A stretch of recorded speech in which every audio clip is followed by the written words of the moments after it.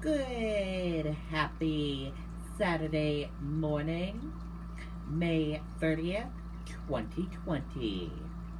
I'm Riley King, and welcome to the Saturday morning edition of Good Morning, New Hampshire.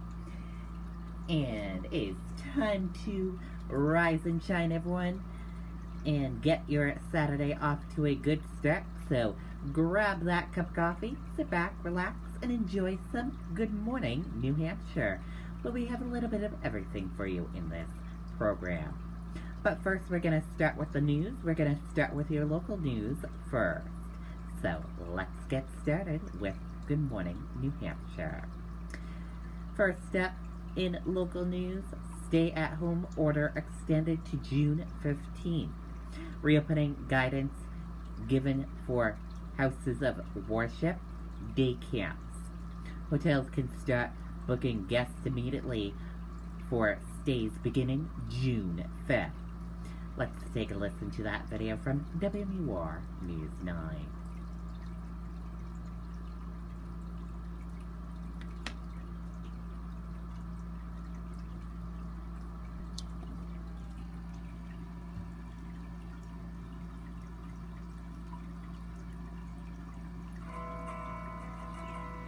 In this life, there are only so many things you can count on.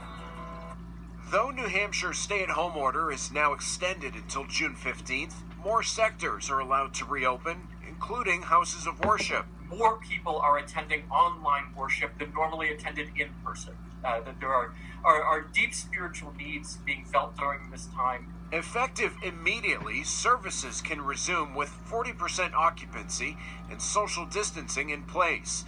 The Diocese of Manchester says its masses will continue next weekend, as is the case with other churches now needing time to safely welcome parishioners back. Just because this permission has been granted legally in the state, many churches find themselves in a place that it is not yet the right time. Hotels and rentals can reopen June 5th to New Hampshire guests and out-of-staters who have quarantined at home for 2 weeks.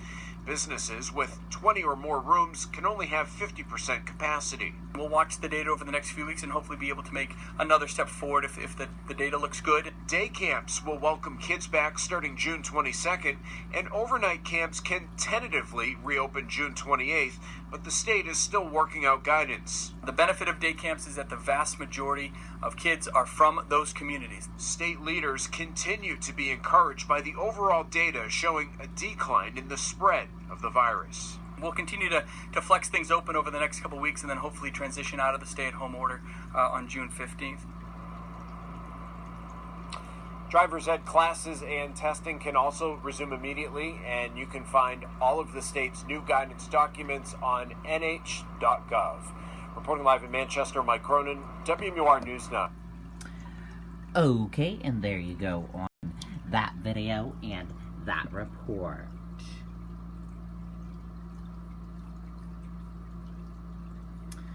COVID-19 in New Hampshire, what you need to know information. Let's take a look at that right now.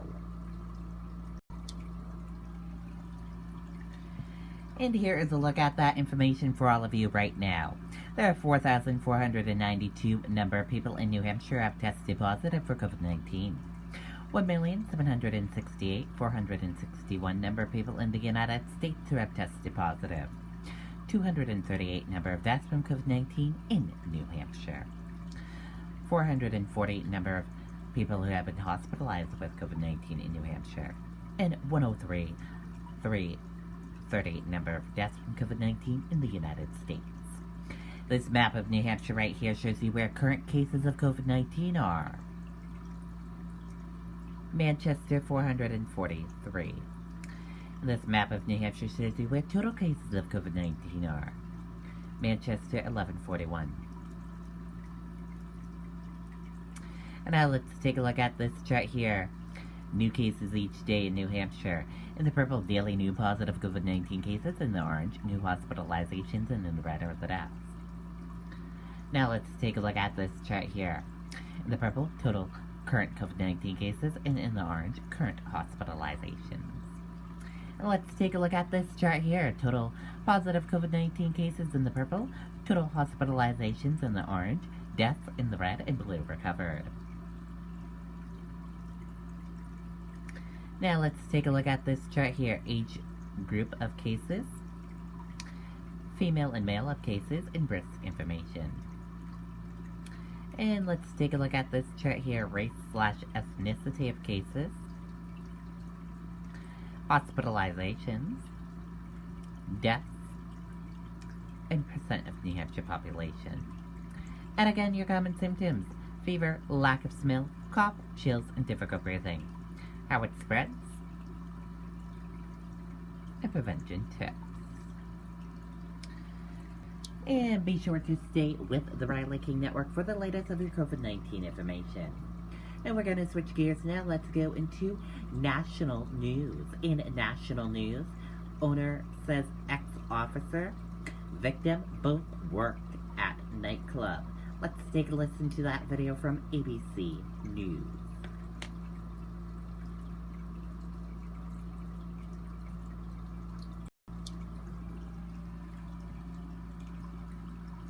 We are now learning more about the officer charged 18 complaints in his 19 years on the force. And did he and George Floyd know each other? Amid news the two might have worked security at the same nightclub. ABC's Marcus Moore tonight on that part of the story from Minneapolis. Tonight, fired police officer Derek Chauvin arrested for the murder of George Floyd. This coming as we learn chilling new details about their past. Chauvin, seen here with his knee on Floyd's neck, worked security at the same Minneapolis nightclub where Floyd worked security, according to the owner, who described to me Chauvin's time at the club. He was kind of mellow. I did enjoy working with him at times, but at times I did have to kind of rein him in a little bit. Oh, like what? Like just right away pulling out the pepper spray and spraying the whole crowd for something that to me was nothing. ABC News obtaining police records that show Chauvin faced 18 complaints in his 19-year career with the Minneapolis Police Department and was disciplined for 2 of them, though it is not clear what the complaints were for. Officer Toe Tao, who also has been fired, had 6 complaints, one of them which remains open. He was not disciplined for the other 5. The other 2 officers fired have no complaints on file. All of them supposed to pay. If you my brother, you see me doing wrong, you supposed to stop me. If you don't stop me, just as guilty as him. Overnight, the state releasing a transcript of the 911 call from the incident, showing officers responded to a call of a man using fake bills to purchase cigarettes, adding the man was drunk and not in control of himself. The police report confirming officers responded to a 911 call reporting a forgery in progress, not a violent crime. How that call led to this is central to the investigation. But the city's mayor is saying the use of that type of neck restraint was wrong. Pressing the knee into an individual's neck is not an authorized technique. It is nothing that officers are trained in on. It stands against everything that myself and Chief Arredondo have been pushing for. ABC News finding that the use of neck restraints and chokeholds are listed in the police department's policy and procedure manual and may be used against a subject who is actively resisting. Police at the scene say Floyd physically resisted. Still, investigators tonight want to know why Chauvin's knee was on Floyd's neck, even after he was handcuffed. All right, Marcus Moore also in Minneapolis for us. And Marcus, I know that club owner also shared her thoughts with you on the type of man she believed George Floyd was. David, she told me he was sweet as pie and that she is devastated by his death and also heartbroken because the building where her business was is destroyed. You may be able to see it off in the distance smoldering tonight, David, as they prepare for another night of protesting here in Minneapolis. All right, Marcus Moore tonight. Thank you. Hi, everyone. Okay, and there you go on that video and that report. And we're going to switch gears now. Let's go into weather. First, we're going to take a look at the radar and see what the radar looks like. And here's a look at that radar right now. As you can see on radar, is all clear in New Hampshire. And the weather for today is fair, 71 degrees. That is right now. And today, mainly sunny, High 78 degrees. Winds west-northwest at 10 to 15 miles per hour. And we're going to switch gears now. Let's go into New Hampshire Life segment. In today's New Hampshire Life segment, Bristol business owner hope for summer boost. Businesses back open with COVID-19 precautions. Let's take a listen to that video from WMUR News 9, Kristen Carosa.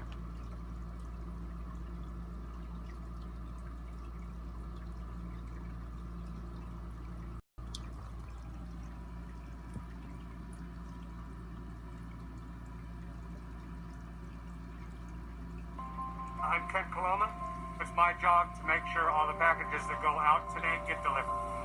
Restaurants, hair salons, and retail stores are welcoming back customers in Bristol with restrictions in place, something this small business owner is taking seriously. I have gloves available, hand sanitizer, we're taking all the precautions. 14 restaurants have also opened up with outside seating, including the Homestead Tavern. It's very safe, and this place is doing everything that they should, and this area is doing what they should. Town Administrator Nick Coates says the town hasn't lost any businesses because of COVID-19, and they are working hard to keep it that way. What we're really seeing is that people are really being creative, which is awesome. Coates tells us this downtown brewery will be expanding by offering a beer garden. Right on one of the sidewalks, which will be great. So that'll create a whole new atmosphere that's now open that normally wasn't. It'll give us an opportunity to really try some things out with getting people to come into our downtown more. And the town's beaches are now open to residents. We're trying to get people outside to enjoy everything as much as possible. While continuing to navigate through the pandemic, the town is preparing to welcome its seasonal residents and tourists, something the town hopes will be the financial boost they need after a quiet 2 months. We want to see people contributing to the economy locally here in a responsible way, of course. The town is asking all visitors who come to Bristol to do so safely. They're reminding everyone to follow the governor's orders. Reporting in Bristol, Kristen Carosa, WMUR News 9. Okay, and there you go on that video and that report. Cute little town, Bristol. And switching gears now, let's go into cooking segment. In today's cooking segment, Michael Simon shares how to make cauliflower steaks. Let's learn how to do that right now from Good Morning America.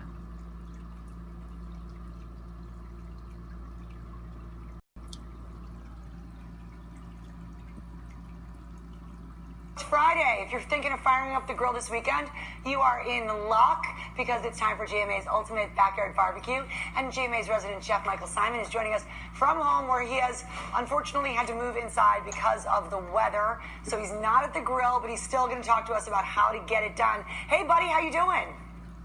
Doing good. It's got a little drizzle today, so we're keeping it inside. But anything you could cook, outside, you could cook inside, no problem. Right, I love that. I like how you can pivot like that. And you're going to show us something inspired by a dish from one of your favorite restaurants? Yeah, this is one of my dear friends, Doug Katz's restaurant in Cleveland, Ohio, called Zoo. And it's a roasted cauliflower dish, and it's really, really spectacular. Even for a carnivore like myself, you get all those big kind of meaty flavors from a big cauliflower steak or from roasted cauliflower as you would from a grilled piece of chicken or a grilled steak. So it even makes carnivores like me happy. Yeah, I love that. I'm moving a little bit more toward plant-based, so I'm excited about this. And we even got the folks at Zug to show us how they do it. Take a look. Today, we're going to be making our signature cauliflower dish. We've got a head of cauliflower. I've removed the root and the stem. It's got a lot of smoked paprika in it, some turmeric, cumin, kosher salt, a little bit of white sugar, and a healthy amount of olive oil.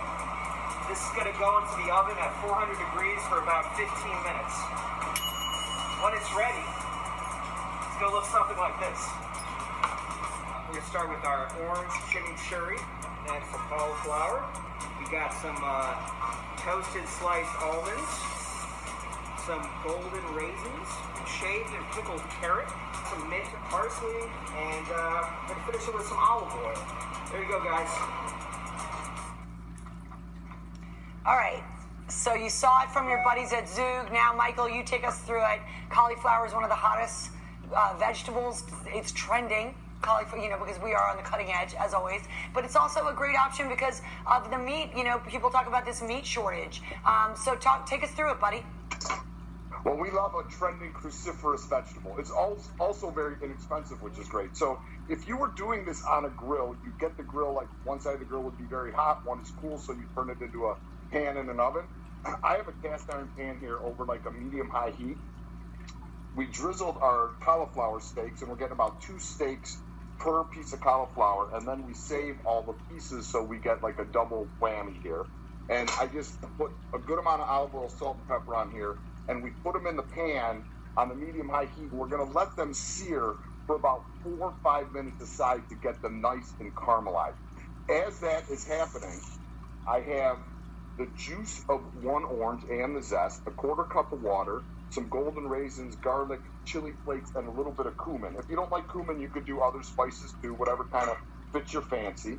To that, I'm going to add about a 1/4 cup of flat leaf parsley, about a 1/4 cup of mint, about a 1/4 cup of toasted pistachio, and some capers.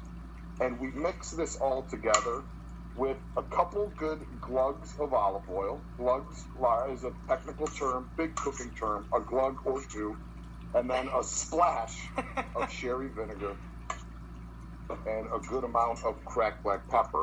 And then this becomes almost the dressing for not only the pan roasted cauliflower, but also for this little shaved raw vegetable cauliflower, which are the parts that fall off when you get the steak, because you waste not, want not. So you dump this on top of your raw cauliflower. You give it a little toss. So then you have this beautiful raw cauliflower salad that just gently warmed through with that almost like chimichurri type vinaigrette. And then the ones that I cooked, I actually have some here, and you can see that's what you want. You want that deep caramelization. Whether you're doing it on a grill or at home, that's really what gives it all that kind of meaty deliciousness.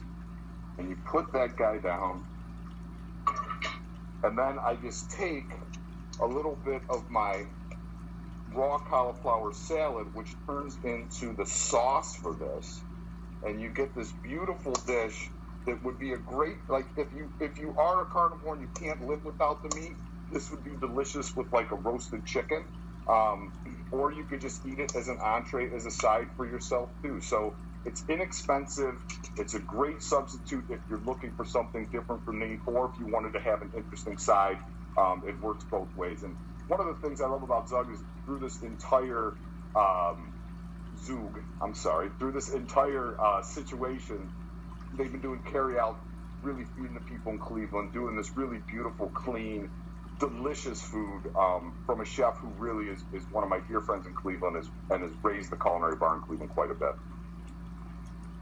That's awesome. That's awesome. I love this recipe. It's nice to have a variation. I like the fact that it's cost-effective. And you're going to give us the recipe, right? We're going to post it on our website. And also, everyone, remember the difference between a splash and a glug. That's Michael Simon's big takeaway for you today. Thank you, Michael. Everybody check out our website. A splash and a glug is 2 ounces. Perfect. Like I didn't know that, Michael. Come on. All right, everybody, check out our website, goodmorningamerica.com. Okay, and there you go on that video. Very cool. That looks yummy. I'll need to try it, maybe. I do like meat, but I'll try it.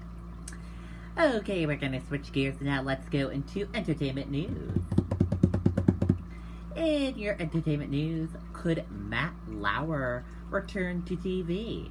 Let's take a look at that video from Daily Pop and E! News.